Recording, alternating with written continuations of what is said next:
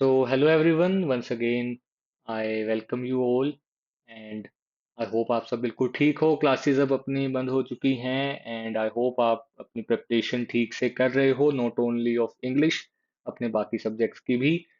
And I wish you all the best, of course. So now, in this lecture, we are going to cover the chapter the Presidents, Prime Ministers, and Parliament. We have already covered the first three chapters: the Bar, Chief Justice, and International Court. Okay, so the now only the this chapter is left, and in this chapter, MC Chagla talks about the presidents with whom MC Chagla worked, the prime ministers, and then his life in the parliament as a parliament member. So we will start with the presidents about whom MC Chagla tells us. The first name is Dr. Radhakrishnan. Doctor Radhakrishnan according to MC Chawla was a philosopher and the scholar. बहुत पढ़े लिखे इंसान थे and मतलब हमेशा book से घिरे रहते थे। उनका कमरा भी जो था उसमें बुक्स ही बुक्स रहती, तो उस तरह के वो इंसान थे। Even after he when he was a very learned person, ऐसा नहीं था कि वो बिल्कुल ही मतलब जिंदगी से टूट गए हों। उनको जो सोसाइटी में, पॉलिटिक्स में, पार्लियामेंट में जो चीजें हो रही थी उनके बारे में पता रहता था। एंड अगेन कई बार क्या होता है, जब आप बहुत पढ़ लिख जाओ या बहुत मतलब आपको पता हो चीजें, नॉलेज हो आपको, तो sometimes you lose the ability कि आप जो डेली रोजमर्रा की बातें हैं आप वो कर पाओ। या आप जो नॉर्मल हम दो दोस्त बैठेंगे तो क्या बात करेंगे, वो they will not always talk about politics और serious issues. Sometimes they will just say random things and they will just laugh. वो बिल्कुल बेवकूफों वाली हरकतें हैं ना। तो आई एम नॉट सेइंग कि डॉक्टर राधाकृष्णन इस तरह की हरकतें करते थे, but he had an ability कि वो आम बातें भी कर पाए। ऐसा नहीं है कि वो हमेशा सबलाइन बातें, सबलाइन मतलब थोड़ी ऊंची बातें, थोड़ी गहरी बातें। हर बार हमेशा वो ऐसा नहीं था कि वो सिर्फ वही बातें कर सकते हैं। ही हैड एन एबिलिटी कि वो आम रोजमर्रा की बातें भी कर सकते थे। And then he MC Chawla tells कि नेहरू के साथ कुछ अच्छे रिलेशनशिप थे डॉक्टर राधाकृष्णन के। नेहरू को जब भी कोई बात करनी होती वो बिना बताए राधाकृष्णन से मिलने चले जाते, वहां पे बैठते, आराम करते और अपनी बातें शेयर करके अपने मन को शांत करते। ठीक है। सो नेहरू के साथ अच्छे रिलेशनशिप थे। डॉक्टर राधाकृष्णन को बहुत ज्यादा शो ऑफ वगैरह पसंद नहीं था, बहुत ज्यादा ऑस्टेंटेशन पसंद नहीं था, बहुत ज्यादा सजावट वगैरह वाली जो चकाचौंध वाली चीजें हैं वो पसंद नहीं थी, है ना। He was a very simple person and he love music. कई बार he organise some private events also at his residence and MC Chawla को भी कई बार इनविटेशन मिलता। तो he love music. And the last point is doctor Radhakrishnan अपने जो करियर के लास्ट तक जाते जाते he got frustrated with the corruption. And एक प्रॉब्लम ये थी कि अपने इंडियन पार्लियामेंट्री सिस्टम में, एज वी से, the president is the nominal head of the state, है ना। और क्योंकि ही और she is the nominal head of the state, तो नोबडी एक्सपेक्ट्स कि वो इन्वॉल्व होंगे एक्टिव पॉलिटिक्स में या कुछ बात कहेंगे या उनकी बात इवन सुनी भी जाएगी। आप you can imagine many prime ministers जिन्होंने कुछ बोला आकर या कुछ भी। बहुत कम राष्ट्रपति ऐसे मिलेंगे जो पोलिटिकली कुछ बोलते रहे हों। ठीक है। अदरवाइज तो ठीक है, कभी कहीं किसी इवेंट में, प्रोग्राम में, सेमिनार में, स्पीच में कुछ ना कुछ बोला ही होगा, बट पॉलिटिकली वो इतना इन्वॉल्व नहीं रहते। डॉक्टर राधाकृष्णन भी जब उन्होंने करप्शन के खिलाफ बोलने की कोशिश करी तो ही वॉज क्रिटिसाइज्ड कि आप क्यों इतना ओपनली बोल रहे हो, you should stay in your limits. तो राष्ट्रपति होने के साथ साथ यू हैव योर लिमिट्स, आप सरकार के खिलाफ नहीं बोल सकते। ठीक है। बट राधा कृष्णन साहब की नहीं, मेरी रिस्पॉन्सिबिलिटी सबसे पहले लोगों की तरफ है, सरकार वगैरह बाद में। तो I will say whatever I will seem, it will seem right to me. तो राधा कृष्णन को जो ठीक लगता वो चीज बोलते। देन डॉक्टर जाकिर हुसैन जो अगले प्रेसिडेंट हैं जिनके बारे में एमसी चावला टेल्स अस, वो राधा कृष्णन से अलग है।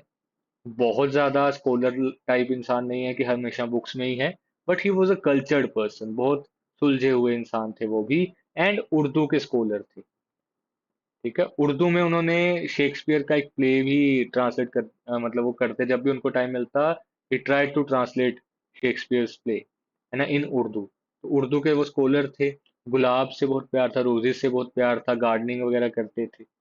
And he also served as chairman of Rajya Sabha, and chairman of Rajya Sabha का मतलब he was the vice president at that time. तो जो जैसे प्रेसिडेंट है, प्रेसिडेंट के नीचे वाइस प्रेसिडेंट, तो वाइस प्रेसिडेंट एक्स ऑफिशियो मतलब by the virtue of their office. और ये मैंने जानबूझ के टर्म यूज करी ताकि आपको लिटरली टर्म भी याद हो जाए। तो bye the virtue of their office vice president अपने आप राज्यसभा के चेयरमैन भी है। ठीक है, तो राज्यसभा के चेयरमैन थे वो। एंड ये जो राज्यसभा का चेयरमैन वाला टाइम था, ये जाकिर हुसैन के लिए बहुत ज्यादा डिस्टर्बिंग था, फ्रस्ट्रेटिंग था, क्योंकि वहां पे टर्बुलेंट टाइम्स आते, लड़ाई झगड़े होते। वो बहुत ज्यादा पेशेंस के साथ काम करते थे, but still it was not very comfortable for doctor Zakir Hussain. और लास्ट तक आते आते वो बहुत ज्यादा तंग आ चुके थे इस चीज से। तो उन्होंने डिसाइड कर लिया था कि मैं राष्ट्रपति बनूं या ना बनूं, मैं दोबारा उपराष्ट्रपति वाइस प्रेसिडेंट नहीं बनूंगा, क्योंकि वाइस प्रेसिडेंट बना तो राज्यसभा का चेयरमैन भी बनना पड़ेगा। तो राज्यसभा के चेयरमैन ना बनना पड़े, इसलिए ही हैड डिसाइडेड कि नहीं, मैं वाइस प्रेसिडेंट की पोजीशन को एक्सेप्ट ही नहीं करूंगा। आई एम रियली सॉरी, बीच में अगर आपको थोड़ा डिस्टरबेंस सुन रही हो। ठीक है, I am again saying it, थोड़ा इग्नोर करना please. And the last point and very important point, Dr. Zakir Hussain was a very religious person, but he was not communal.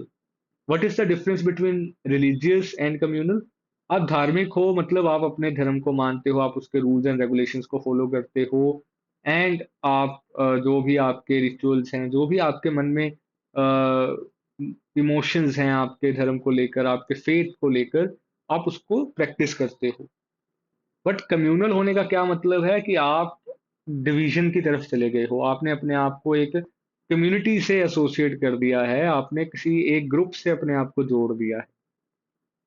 ठीक है, जरूरी तो नहीं है कि अगर लेट्स से एक एग्जांपल सोचो, आप सारे सीजीसी यूनिवर्सिटी, जैसे हम, I am also the part of that university, आप सब हो सकता है क्योंकि यूट्यूब पे चैनल है तो आप अलग किसी कॉलेज या यूनिवर्सिटी का पार्ट हो इस समय। बट आप सब जिस भी इंस्टीट्यूशन का पार्ट हो, उसके रूल्स आप फॉलो करते हो कहीं ना कहीं, चाहे जैसे जिस मर्जी मन से करो।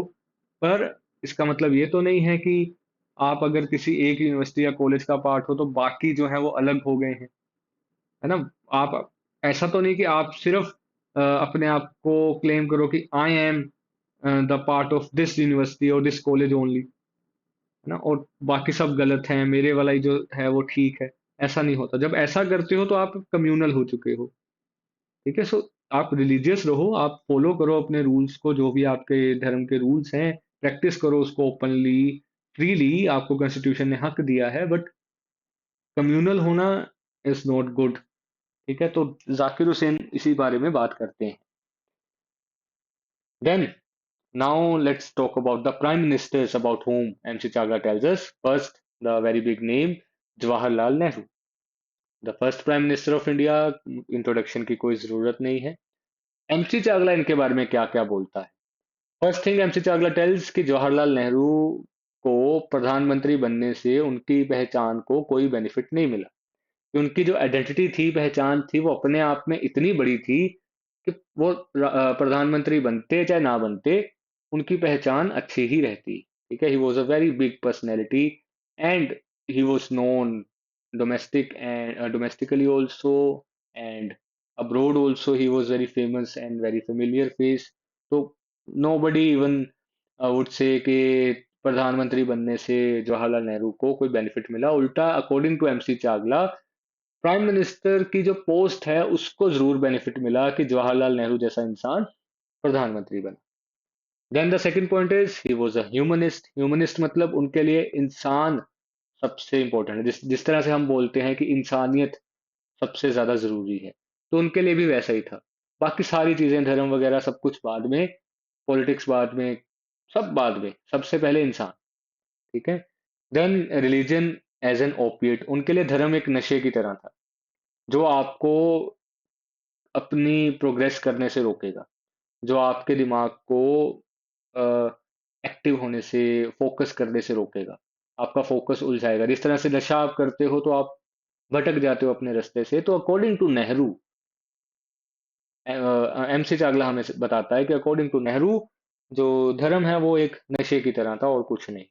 And Nehru also hated rituals and prohibitions, जो भी धर्म या किसी भी और जाति वगैरह किसी भी चीज के नाम पर रिचुअल्स किए जाते या रुकावटें लगाई जाती प्रोहिबिशन की, ये मत करो, वो मत करो, ये मत खाओ, वो मत पहनो, वगैरह वगैरह।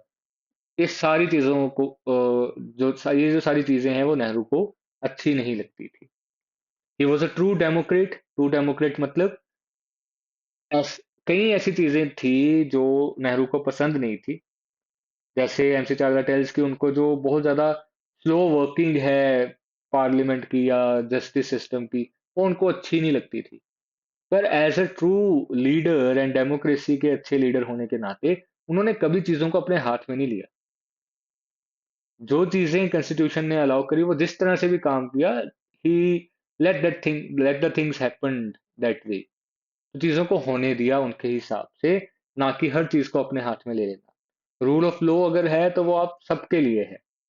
एंड नेहरू ने इस चीज को इम्प्लीमेंट किया, प्रैक्टिस भी किया इम्प्लीमेंट करने के साथ साथ। Then he says, MC Chawla says कि नेहरू क्रिटिसिज्म को लेकर पॉजिटिव थे। कई बार वो नाराज होते, अगर आप एकदम से उनके पॉइंट को क्रिटिसाइज करते तो वो थोड़ा आपको क्वेश्चन करते, बट अगर आपका पॉइंट वैलिड होता तो वो सुन जाते। चाहे आपने डिसएग्री किया चाहे क्रिटिसाइज किया, वो एकदम तो किसी को भी जब आप करोगे तो अगर सामने वाला सोचता है कि नहीं वो ठीक है, तो वो एकदम से होगा ना उसको कि क्यों आपने गलत बोला। पर अच्छा लीडर वो होगा जो, अगर जिसने भी डिसएग्रीमेंट किया या जिसने भी क्रिटिसाइज किया, अगर उसका पॉइंट वैलिड है तो उस चीज को मान ले और अपने आप में चेंजेस कर ले। Nehru was that kind of person. Sorry. Then liberal towards minorities, ये एक पॉइंट है जिसके लिए नेहरू को क्रिटिसिज्म भी काफी फेस करना पड़ा। ठीक है, सपोर्ट भी मिला बट साथ ही साथ क्रिटिसिज्म। नेहरू जब तो बात आती मेजोरिटी कम्युनिटीज की, जैसे हिंदुइज्म और उसके साथ जुड़े हुए बाकी सारे ग्रुप्स, जैनिज्म, बुद्धिज्म, सिखिज्म, इन सब की जब बात आती तो नेहरू थोड़े स्ट्रिक्ट रहते चीजों को लेकर। अगर बोल दिया कि नहीं जी आप पोलीगमी मतलब मल्टीपल मैरिजेस नहीं करोगे तो नहीं करोगे। अगर बोल दिया कि डिवोर्स के लिए या एलिमनी के लिए ये रूल्स हैं तो वो हैं, आप कुछ नहीं कर सकते उसमें। एंड ऐसे ही और बहुत सारी चीजें। बट माइनॉरिटी कम्युनिटीज, खास तौर पे मुस्लिम्स के लिए नेहरू के ऊपर एक क्रिटिसिज्म हमेशा रहा कि वो थोड़े ज्यादा लिबरल थे। ठीक है, नेहरू की इंटेंशन यहाँ पे ठीक थी, according to MC Chawla also. उनकी इंटेंशन सिर्फ इतनी थी कि देखो, जिन जो मुस्लिम्स उस समय इंडिया में बचे थे वो मुस्लिम्स थे जिन्होंने पाकिस्तान को नकार कर, पाकिस्तान को रिजेक्ट करके इंडिया को चूज किया था। तो ये इंडिया की रिस्पॉन्सिबिलिटी थी कि उन मुस्लिम्स को ये फील करवाया जाए कि इंडिया आपका घर है। अगर आपने इसको अपना घर माना है तो हम भी आपको इस घर का हिस्सा मानते हैं। तो जिस तरह से जो बच्चा थोड़ा सेंसिटिव हो तो पेरेंट्स उसको थोड़ी ओवर केयर देते हैं, उस तरह से नेहरू ने ओवर लिबरलिज्म की जो पॉलिसी है उसको अपनाया। पर उसका रिजल्ट ये हुआ कि मुस्लिम कम्युनिटी में बहुत सारे सोशल इविल्स बच गए, खत्म नहीं हो पाए। ठीक है, जैसे तलाक वाला ट्रिपल तलाक आपने सुना होगा, बहुत बड़ा मुद्दा रहा एलिमनी को लेकर। फिर और बहुत सारी चीजें थी, जैसे पर्दा सिस्टम आज तक प्रेवलेंट है। बहुत सारी चीजें वहां पर बच गई। ठीक है, आई एम नॉट सेइंग कि सिर्फ ये जो सोशल इविल्स हैं सिर्फ मुस्लिम्स में ही हैं। हर एक कम्युनिटी में सोशल इविल्स आर देयर। हम सिर्फ बात कर रहे हैं कि नेहरू की लिबरलिज्म के कारण जो सोशल इविल्स बच गए। ठीक है, हम उनके बारे में, नेहरू की इंटेंशन अगेन ठीक है यहाँ पर, उनको फील करवाना जरूरी था कि आप हमारे हो।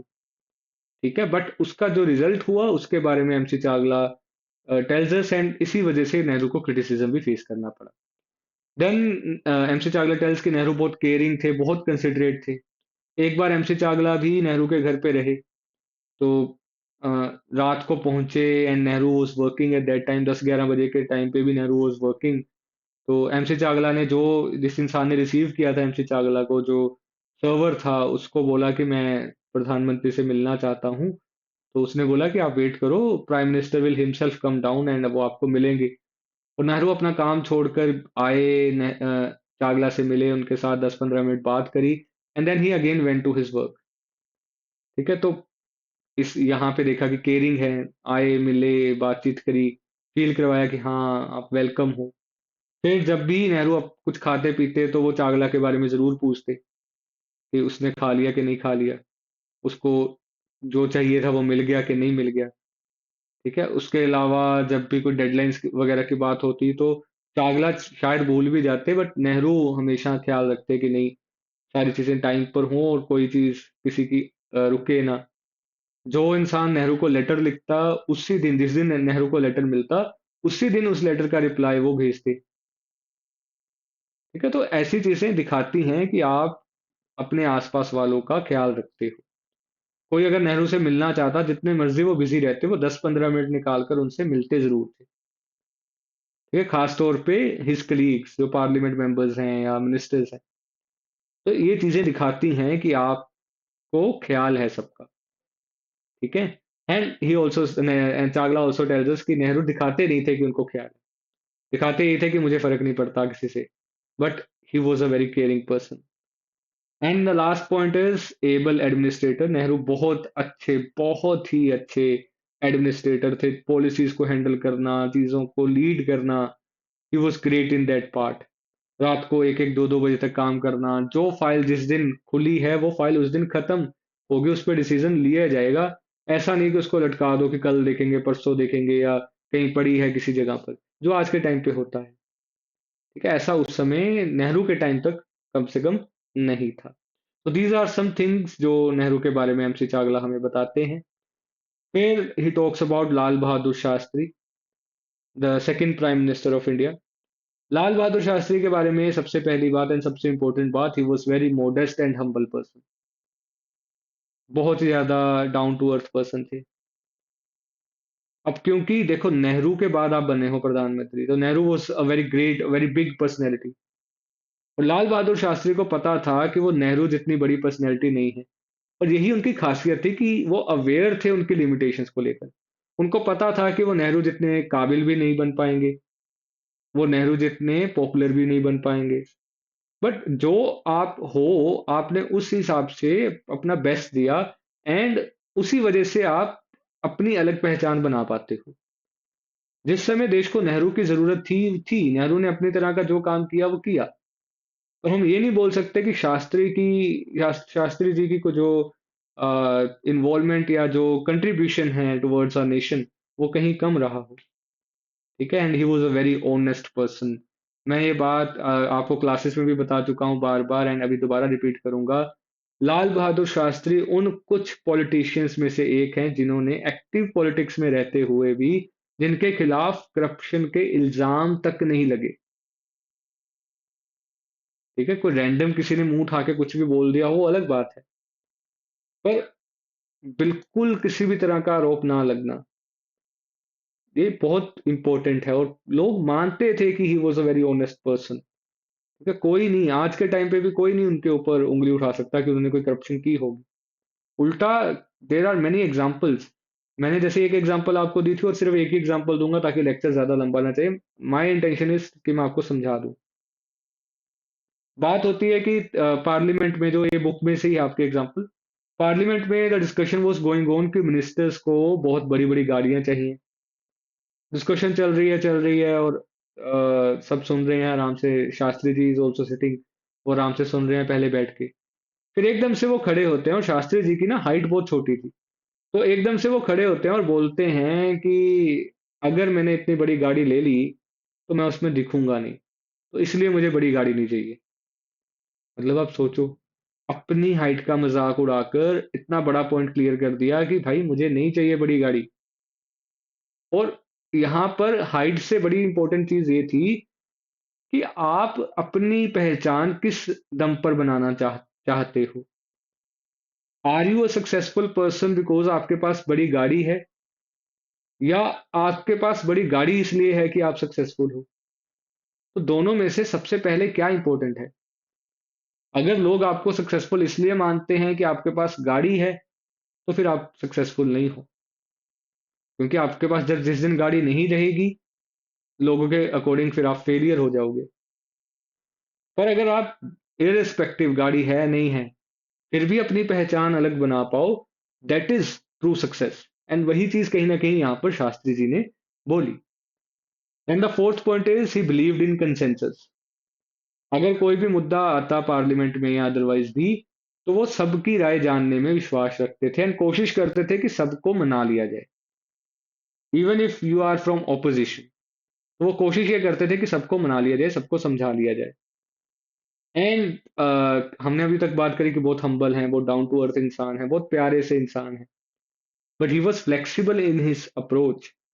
जब 1965 वॉर हुई पाकिस्तान के साथ, तो शास्त्री जी ने अपने गुस्से वाला, अग्रेशन वाला रूप भी दिखाया, जहां पर ही शोड कि मैं वॉर भी लीड कर सकता हूँ, मैं इस इतने सीरियस माहौल में भी काम कर सकता हूँ और डिसीजंस ले सकता हूँ, आई हैव दैट एबिलिटी।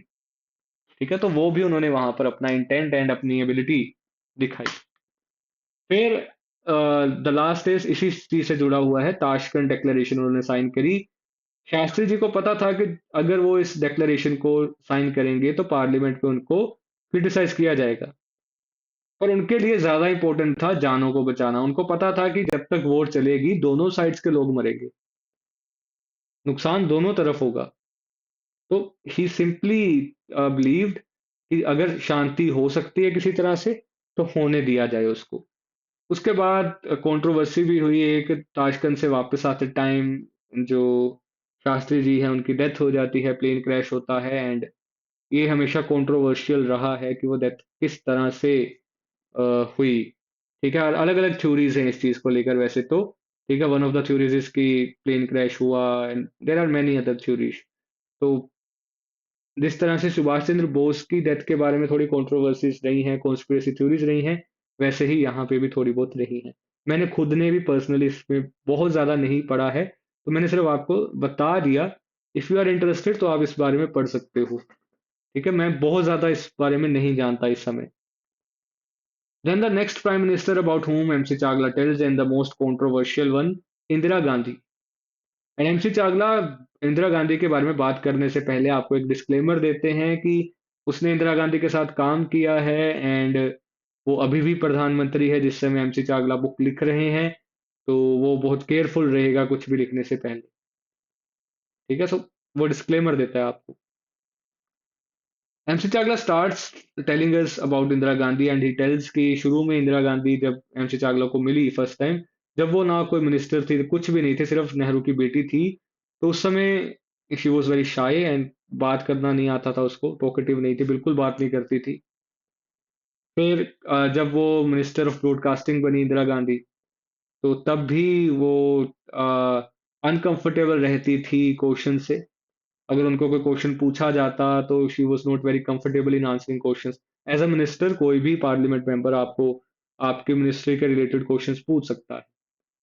तो मिनिस्ट्री ऑफ ब्रॉडकास्टिंग तो वो थी ही थी, साथ ही साथ उनके पास after you can say a few years जब she was the prime minister also, उनके पास एटॉमिक एनर्जी की मिनिस्ट्री भी थी।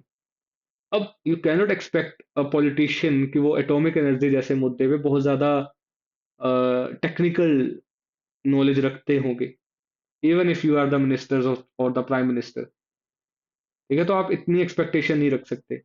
तो चावला वहां पे थोड़ा इंदिरा गांधी को यू कैन से रिलैक्सेशन देता है अपने क्रिटिसिज्म में कि he was uncomfortable with questions, but that was obvious, वो रहेगी uncomfortable because इतनी ज्यादा एक्सपर्टीज उनके पास नहीं थी। However, with time Indira Gandhi evolved as a great speaker, बहुत अच्छे स्पीकर के रूप में वो उभर कर आई। एंड बहुत अच्छी पॉलिटिकल स्ट्रेटेजी थी उनकी, उनको पता था किस तरह से अपने अपोजिशन को, चाहे वो विद इन हर पार्टी या कांग्रेस के अंदर हो या ओपोजिशन पार्टीज में हो या कहीं पे भी हो, किस तरह से उसको न्यूट्रलाइज करना है, किस तरह से उसको खत्म करना है, बाय हुक और बाय क्रुक। ठीक है, तो ही was a great you can से पॉलिटिशियन। नेहरू से थोड़े उल्टी है यहाँ पर, क्योंकि नेहरू को पॉलिटिक्स में इतना नहीं आता था ज्ञान, उनको इतना नहीं पता था कि पॉलिटिकली कैसे काम करना है। ही was a very good leader, but politics नहीं खेलनी आती थी, पॉलिटिक्स उनके लिए सरदार वल्लभ भाई पटेल हैंडल करते थे काफी हद तक। इंदिरा गांधी खुद में ही बहुत अच्छी पॉलिटिशियन थी। ठीक है, and she emerged as a powerful leader. Powerful leader तो वो बनी बांग्लादेश में, उन्होंने बहुत अच्छा काम करवाया जब बांग्लादेश को रिकग्निशन मिली पूरी पाकिस्तान आर्मी को सरेंडर करवा दिया, है ना, वो सारी चीजें उन्होंने करी। पर जब आप बहुत ज्यादा पावरफुल होते हो तो हम, एक लाइन है कि with great power comes great responsibility. Indira Gandhi ने धीरे धीरे करते करते ज्यादातर पावर्स अपने खुद के हाथ में ले ली थी। तो एमसी चावला वॉज अफ्रेड कि कहीं अगर इंदिरा गांधी ने पावर को अच्छे से हैंडल ना किया तो चीजें गड़बड़ हो जाएंगी। और बाद में हमने देखा कि emergency 1984, Akal Takht attack and many other things जो गलत हुई उस समय। हाउएवर जब तक MC Chawla is writing about Indira Gandhi तब तक इनमें से कुछ भी मोस्टली नहीं हुआ है। तो पर एमसी चावला को डाउट था कि कहीं कुछ गड़बड़ हो ना जाए, क्योंकि पावर बहुत ज्यादा इंदिरा गांधी के अपने हाथ में जा चुकी है। ठीक है, so these were the things that MC Chawla told us about the presidents and the prime ministers. ठीक है, आई होप आपको सब कुछ समझ आया होगा। ना समझ आया तो आप लेक्चर को दोबारा पीछे करके देख सकते हो या फिर मुझे डाउट्स पूछ सकते हो। Now I will tell you about the other things that MC Chawla tells us in this chapter. ठीक है, just give me a minute.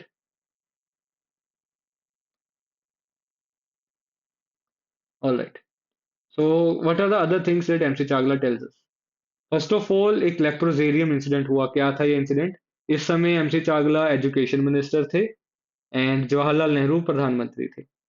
हुआ क्या कि ताजमहल के पास एक लेप्रोजेरियम बनाना था। लेप्रोजेरियम, लेप्रोसी एक बीमारी का नाम है। यू कैन से थोड़ी, मतलब कम्युनिकेबल डिजीज है, नॉट थोड़ी, I am really sorry to use this word. एक कम्युनिकेबल डिजीज है।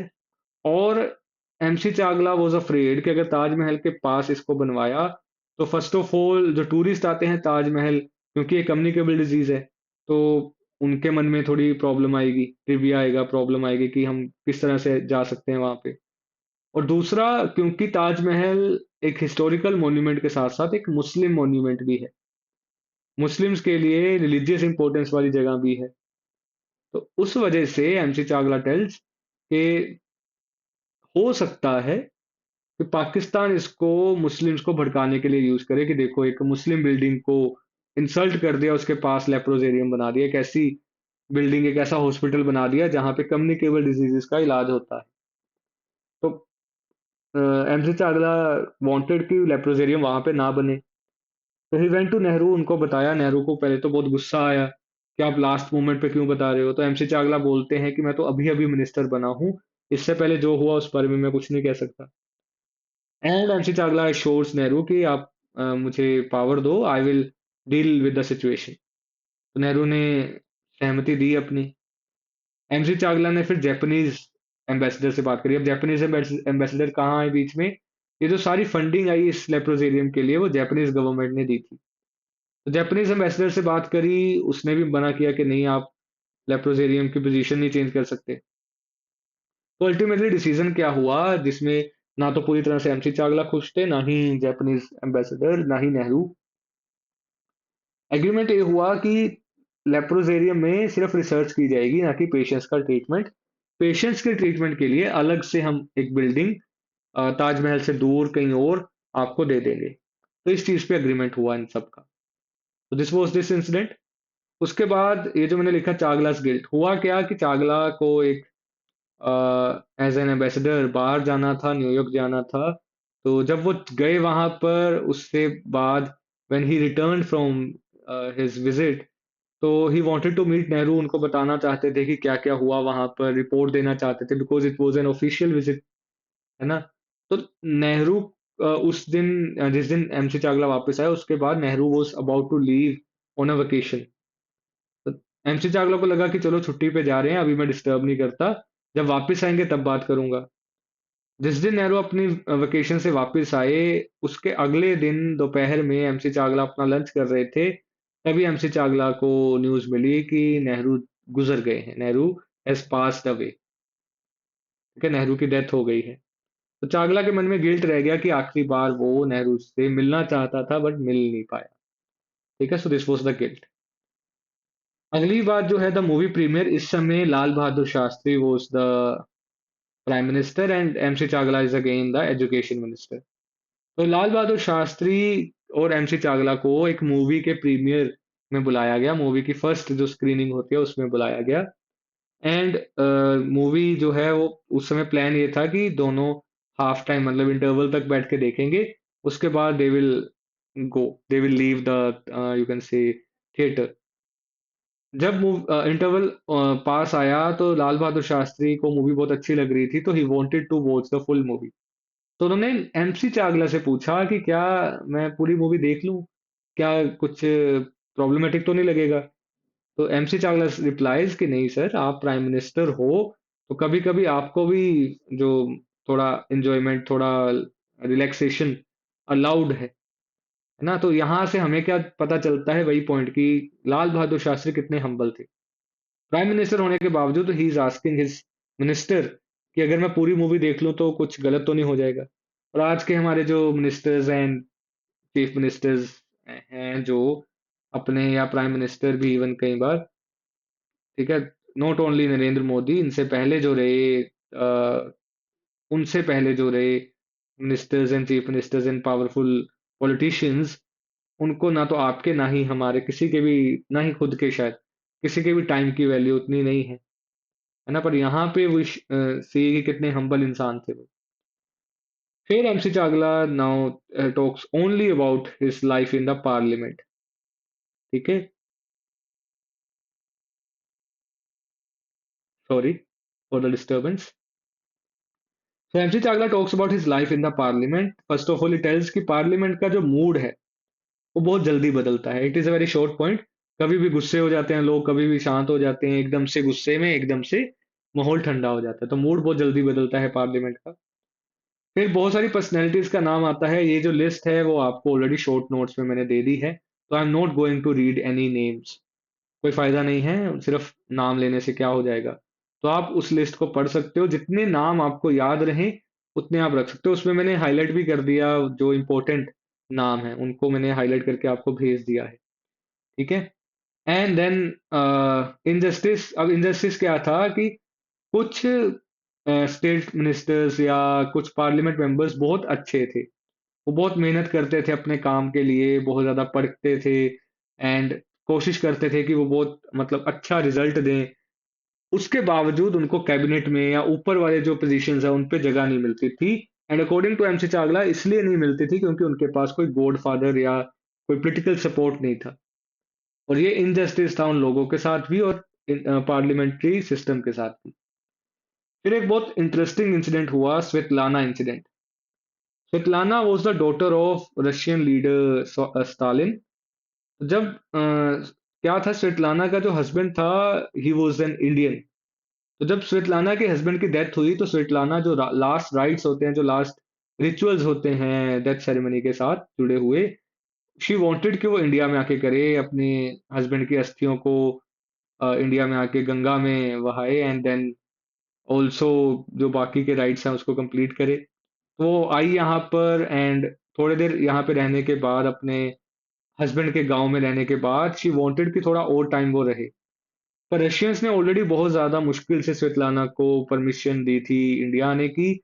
और अब उनके प्रेशर के कारण इंडियन एम्बेसी स्वेतलाना का वीजा एक्सटेंड करने से मना कर देती है। तो उसके बाद बहुत रिस्पॉन्सिबली स्वेतलाना को रशियन एम्बेसी में छोड़ दिया जाता है। स्वेतलाना किसी तरह से वहां से भाग जाती है, और उसमें सबसे बड़ी गड़बड़ रशियन एम्बेसी से होती है कि वो स्वेतलाना को उसका पासपोर्ट दे देते हैं। तो वो किसी तरह से वहां से यूएस से चली जाती है। इस चीज से गुस्सा बहुत हो जाती है रशियन जो अथॉरिटीज हैं कि आपने इंडिया की तरफ से यहाँ पे मिसमैनेजमेंट हुआ। बट एमसी चावला से कि भाई हमने तो आपको सौंप दिया था स्वेतलाना को अच्छे से, बाद में आपसे हुआ जो हुआ। अब सिर्फ यहाँ पे बात नहीं रुकी, पार्लियामेंट तक में स्वेतलाना के इंसिडेंट पे एमसी चावला को क्रिटिसिज्म फेस करना पड़ा। डॉक्टर लोहिया नाम आता है, उन्होंने चावला को क्रिटिसाइज किया कि चावला ने स्वेतलाना के कुछ लेटर्स पार्लियामेंट से छुपाए थे। तो उस वजह से ब्रीच ऑफ प्रिविलेज का एक मोशन भी पास किया, मूव किया जाता है, हाउएवर वो पास नहीं हो पाता। ठीक है। तो काफी क्रिटिसिज्म चावला को फेस करना पड़ा, but he handle the situation well. फिर लिंग्विस्टिक इश्यूज, मैंने आपको जितने चैप्टर्स अब तक करवाए हैं, द बार उसमें लैंग्वेज का इशू था, चीफ जस्टिस में लैंग्वेज का इशू था, फिर इंटरनेशनल कोर्ट में लैंग्वेज का इशू था, और यहाँ पे भी है। यहाँ पे क्या इशू था कि एक इंस्टीट्यूट था। उस इंस्टीट्यूट में एक स्टूडेंट अपनी जो थीसिस है उसको हिंदी में सबमिट करना चाहता था, बट उस इंस्टीट्यूट में कोई टीचर नहीं था जो हिंदी जानता हो, जिस वजह से इंस्टीट्यूट ने मना कर दिया। अब इस चीज पर एमसी चावला क्योंकि एजुकेशन मिनिस्टर था, उसको क्रिटिसिज्म फेस करना पड़ा। इतना बड़ा इंस्टीट्यूट हो इंडिया का और उसमें हिंदी में थीसिस सबमिट करने की फैसिलिटी ही नहीं है। तो चावला सिंपली सेज कि हम अरेंज कर देंगे facilities, but at the same time he says कि जिस लड़के ने ये थीसिस वाला सारा ड्रामा किया, वो लड़का इंग्लिश जानता था। उसको ये भी पता था कि हिंदी का कोई प्रोफेसर है नहीं, और साथ ही साथ पूरी इंस्टीट्यूट में हिंदी की कोई बुक भी नहीं थी। द क्वेश्चन वॉज कि जब हिंदी की कोई बुक ही नहीं थी, तो उसने वो हिंदी में थीसिस लिखी कैसे? उस समय इंटरनेट तो था नहीं कि इंटरनेट से ढूंढ के लिख ली होगी, तो लिखी कैसे?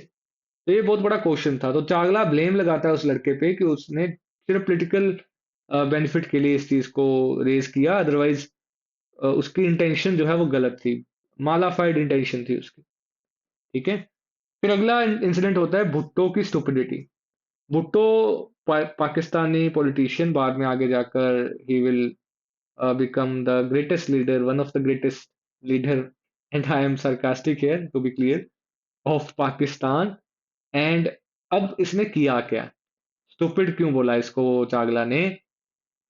जब इंडिया और पाकिस्तान की पार्टीशन, मतलब इंडिया की पार्टीशन हुई और पाकिस्तान बना, तो इंडिया से जो लोग पाकिस्तान गए या पाकिस्तान से जो लोग इंडिया आए, उन सब ने अपनी कोई ना कोई प्रॉपर्टी पीछे छोड़ी ना। किसी का घर रह गया होगा, किसी की दुकान, किसी का कारोबार, जमीन जायदाद, बहुत कुछ रह गया होगा। तो भुट्टो भी ऑब्वियसली क्योंकि इंडिया से पाकिस्तान गए थे, तो इनकी जमीन काफी यहाँ पे इंडिया में थी। अब उसके कंपनसेशन में इन्होंने पाकिस्तान में क्लेम डाला कि जो प्रॉपर्टी मेरी इंडिया में रह गई, वो उसको मुझे कंपनसेट किया जाए पाकिस्तान में।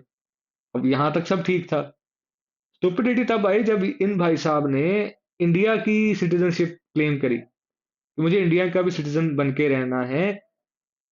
इनका प्लान ये था कि इंडिया में उस प्रॉपर्टी को भी बचा लिया जाए, इंडिया का सिटीजन बने रहकर, और पाकिस्तान में उसी प्रॉपर्टी की कंपनसेशन भी ले ली जाए। तो लालच की हद थी। ठीक है। तो एमसी चावला से कि इसके दिमाग में कोई प्रॉब्लम थी, इसलिए इसने इस तरह की हरकतें करने की कोशिश करी। फिर अगला एक सीबीआई रिपोर्ट के बारे में बात होती है। कामथ एक पर्सनैलिटी है जो आपका पर्सनैलिटी वाले सेक्शन में भी देख सकते हो। ठीक है, लिख लोगे। और कामथ ने एक सीबीआई रिपोर्ट को सबमिट किया in the parliament, Biju Patnaik के अगेंस्ट। बीजू पटनायक के ऊपर आरोप लगे थे कुछ करप्शन वगैरह के, तो उनके अगेंस्ट सीबीआई रिपोर्ट को एज अ प्रूफ इसने सबमिट किया। क्वेश्चन ये आया कि सीबीआई रिपोर्ट क्लासिफाइड डॉक्यूमेंट है, और कामत को मिला कैसे? तो इट वाज ऑब्वियस कि कामत ने किसी को या तो रिश्वत वगैरह देकर निकलवाया है, या चोरी से निकलवाया है, मतलब गलत तरीके से, इलीगल वे से निकलवाया है। तो चागला यहाँ पे बोलता है क्योंकि कि ये जो रिपोर्ट है ये इलीगल वे से निकाली गई है, एंड एज पार्लियामेंट मेंबर्स हमारी रिस्पॉन्सिबिलिटी है कि हम लॉ को बचा के रखें, कानून की रिस्पेक्ट करें।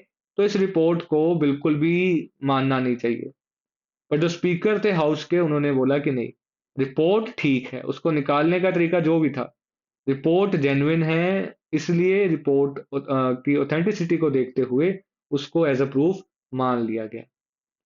फिर अगला क्वेश्चन आता है सीआईए फंड्स का। क्वेश्चन ये था कि जो बाहर से फंड आता है किसी भी पॉलिटिकल पार्टी को या एनजीओ वगैरह को, वो मिसयूज तो नहीं होता कहीं पे? कहीं ऐसा तो नहीं है कि बाहर से फंडिंग करके इंडियन इलेक्शंस को इन्फ्लुएंस करने की कोशिश हो? तो जांच की मांग थी ऑपोजिशन की, पर उनकी मांग ये थी कि एक पर्टिकुलर सेक्शन में ही इसको इंक्वायरी की जाए और जांच की जाए। पर एमसी चावला सेज कि आपकी डिमांड ठीक है, और उसने ये बोला कि जो इंक्वायरी होगी वो पूरी, जितने भी फंड्स और जिस भी पॉलिटिकल पार्टी को फंड्स आते हैं उन सब की जांच होगी अब, एंड इंश्योर किया जाएगा कि किसी भी तरीके के इन्फ्लुएंस की बात यहाँ पर ना उठे। फिर अगला क्वेश्चन आता है कच्छ ट्रिब्यूनल का। एक यू कैन से टेम्पररी कोर्ट मान लो आप एक तरह से, नॉट एग्जैक्टली बट मान लो एक बार के लिए। तो कच्छ जो रीजन है गुजरात में है इस समय, मतलब इस समय क्या, पहले भी गुजरात में ही था, एंड पाकिस्तान के साथ बहुत बड़ी बाउंड्री यहाँ पर शेयर करता है कच्छ रीजन। तो कच्छ के कुछ रीजन्स थे, कुछ एरियाज थे जिन पे ऊपर पाकिस्तान का क्लेम था।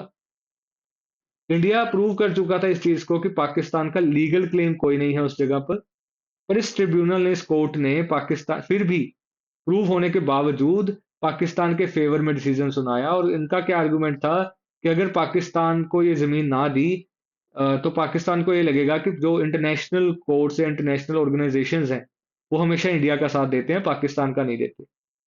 मतलब इट इज लाइक, ये इस तरह की बात है कि एक कोई मर्डरर है और उसने पहले एक मर्डर किया था तो उसके खिलाफ उसको सजा हुई, फांसी उम्र कैद की सजा हुई। और किसी तरह से वो बेल वगैरह पे बाहर आया या टेम्परेरी पैरोल वगैरह पे बाहर आया, उसने एक और मर्डर कर दिया। तो अब उसको सजा इसलिए ना दो कि कहीं इसको ये ना लगे कि लोग इसके खिलाफ है। भाई अगर आप गलत करोगे तो लोग आपके खिलाफ रहेंगे ही। इसका मतलब ये तो नहीं ना कि आप उसको मतलब बिल्कुल उसके गलत चीजों को इग्नोर कर दो और जहां पर उसका हक ही नहीं था पाकिस्तान का वो जगह उसको दे दो। तो चावला सेज की ये जो डिसीजन है ये इलीगल भी है और जस्टिस के भी खिलाफ है। ठीक है। फिर रशियन इन्वेजन इन्वेजन रशिया ने चेकोस्लोवाकिया के ऊपर इन्वेड किया था, अटैक किया था। और चावला ने बोला कि even when Russia is our friend, India का दोस्त है रशिया, बट ये चीज गलत है और हमें इसको क्रिटिसाइज करने की जरूरत है। फिर आगे आया रबात कॉन्फ्रेंस। रबात में एक मुस्लिम मिनिस्टर्स कॉन्फ्रेंस हो रही थी और इंडिया को पहले तो उसमें इनविटेशन नहीं भेजा गया। इंडिया ने बेशर्मी के साथ उस समय कह लो इनविटेशन मांगा एक तरह से। और फिर जब वहां पे गए तो वहां पे भी कोई खास खातिरदारी हुई नहीं, इंसल्ट फेस करनी पड़ी। जब क्रिटिसिज्म हुआ इस बात पर तो दे सेड कि माफी मांग लिया जी रबात वालों ने कि उन्होंने हमें इंसल्ट किया। तो ये वही बात है कि किसी रिश्तेदार ने आपको बुलाया नहीं था शादी में, आपने सामने से शादी का कार्ड मांगा। फिर वहां जब आप गए तो वहां पे भी किसी ने पूछा नहीं आपको खाने वाने के लिए या वैसे इज्जत नहीं दी। और आपने फिर लास्ट में बस इतना बोल दिया कि जी उन्होंने माफी मांग लिया हमसे। ठीक है, तो दिस इज नॉट डन। माफी मांग लेने से आपकी ह्यूमिलेशन को इरेज तो नहीं कर देगा ना कोई। तो दिस वाज द केस। फिर डिफेक्शंस, डिफेक्शंस मतलब जो पॉलिटिकल पार्टी लोग बदल देते हैं अपनी। एमसी चावला सेज कि डिफेक्शंस अलाउड होने चाहिए बट ओनली ड्यूरिंग इलेक्शंस। आप किसी एक पार्टी से जीते, आप अपने 5 साल निकालो वहां पर या जब तक सरकार है तब तक रहो वहां पर। जब इलेक्शन हो गई, अगर आपको लगे कि आपकी सोच अब नहीं मिल रही, आप जाओ जहां पे आपको जाना है। उसके अलावा अगर बीच में आप चेंज करना चाहो तो आपकी इंटेंशन ठीक होनी चाहिए। सोच का difference can be allowed, but corruption के कारण या डर के कारण या लालच के कारण आप अगर चेंज करो तो वो इलीगल होना चाहिए। ठीक है। And then he say something controversial. He says कि स्टेट्स में प्रेसिडेंशियल फॉर्म ऑफ गवर्नमेंट लगा दो। और जब स्टेट में प्रेसिडेंशियल फॉर्म ऑफ गवर्नमेंट होगी तो डिफेक्शन की कोई जगह ही नहीं रहेगी। ठीक है, सेंट्रल लेवल पे पार्लियामेंट रहने दो बट स्टेट में प्रेसिडेंशियल फॉर्म इंप्लीमेंट कर दो। तो these were the things according to MC Chawla for defections. फिर आगे एक पॉइंट आया, पाकिस्तान ने दोबारा अटैक किया इंडिया पर। और जब अटैक हुआ, वॉर शुरू हुई, तो इस बार एमसी चावला सेड कि let this be the last war with Pakistan, कि अब पाकिस्तान को तबाह होने दो। एंड ही अगेन सेज कि पाकिस्तान वाज कंसीव्ड इन सिन। तो क्योंकि वो पैदा ही पाप से हुआ है, गलत तरीके से हुआ है, दंगे फसाद से हुआ है, तो वो कभी भी सुखी वैसे भी रहने वाला नहीं है, वो बर्बाद होके ही रहेगा। और पाकिस्तान का उस समय लीडर था यहिया खान। तो उसको पागल बोलता है चावला कि वो पूरी कोशिश कर रहा है कि पाकिस्तान डिस्ट्रॉय हो जाए। एंड फिर थोड़ा यहाँ पे गुस्सा दिखाने के बाद एमसी चावला कवर अप भी करता है एंड कहता है कि डिस्ट्रक्शन से मेरा मतलब है पाकिस्तान के बुरे जो थॉट्स हैं उनको डिस्ट्रॉय कर दिया जाए। ठीक है, पाकिस्तान को सबक सिखाया जाए जिससे उनको अक्ल आ जाए। तो अगेन ये आपके ऊपर है कि आप चावला की इस बात को मानो या ना मानो। The last point is 24th and 25th amendments. अब आई विल सीरियसली सजेस्ट कि आप इन दो अमेंडमेंट्स के ऊपर कोई अच्छी वीडियो जो किसी लीगल एक्सपर्ट ने बनाई हो वो आप प्लीज देख लो। I am not an legal expert, जितना मैंने पढ़ा है मैं आपको उतना बता दूंगा। 24th एंड 25th अमेंडमेंट जब हुई तो पहले क्या इशू था कि फंडामेंटल राइट्स को आप नहीं बदल सकते थे। 24th अमेंडमेंट के साथ इस चीज को चेंज किया गया तो फंडामेंटल राइट्स को अब बदला जा मतलब उसमें अमेंडमेंट्स की जा सकती थी। फिर 25th अमेंडमेंट को पास किया गया जिसमें बहुत सारी छोटे छोटे और बड़े चेंजेस थे। One of the changes was about land reforms. आप लैंड एक्विजिशन करने के लिए आपने इसको यूज किया। फिर there was directive principles of state policy, अगर मैं गलत नहीं हूँ तो directive principles of state policy, DPSP, हाँ। तो ये जो, अगर मैं गलत नहीं हूँ अगेन तो थोड़ा देख लेना इस चीज को भी। Directive principles of state policy को इंदिरा गांधी इंप्लीमेंट करना चाहते थे। एंड उस हमेशा प्रॉब्लम क्या आती थी कि पहले क्या था, फंडामेंटल राइट्स को आप बदल नहीं सकते, तो डायरेक्टिव प्रिंसिपल जो है वो फंडामेंटल राइट्स को वॉयलेट करते थे, तो उनको इम्प्लीमेंट नहीं हो पाते थे वो। तो अब क्योंकि फंडामेंटल राइट्स को अमेंड किया जा सकता था तो डायरेक्टिव प्रिंसिपल्स को फंडामेंटल राइट्स के ऊपर इस्टेब्लिश कर दिया गया। हाउएवर बाद में अमेंडमेंट्स कर करके उसको नीचे लेकर आया गया और बराबर लेकर आया गया फंडामेंटल राइट्स के। ठीक है, so this these were the things that were important in this chapter. I hope आपको सारा कुछ समझ आया होगा। एंड विद दिस अपना जो चैप्टर है ये वाला भी खत्म है। I wish you all the best for your exam. Chapters अब खत्म है। आई विल रियली ट्राई कि मैं ग्रामर के ऊपर भी लेक्चर्स रिकॉर्ड करके डाल दूं, but please believe me, this is not a promise. I will try my best, but promise इसलिए नहीं कर सकता क्योंकि टाइम का बहुत कंस्ट्रेंट है। यू आर अवेयर कि 7 साढ़े 7 तक आई रीच होम, तो हेल्थ, बॉडी, माइंडसेट, एनर्जी सब कुछ कई बार नहीं अलाउ करता। ठीक है, I try my best but please समझना। तो आई विल ट्राई कि आपको मिल जाए जितना भी मिल पाए। ठीक है, और कुछ ना समझ आए तो उसके लिए I am there for you. And Sunday को आई विल ट्राई कि मैं आपके लिए एक डाउट क्लियरिंग सेशन रख लूँ, of course only for my students at this time in the university. ठीक है, तो एक गूगल मीट सेशन हम रख लेंगे। All the best once again, कुछ ना समझ आया हो तो पूछ लेना।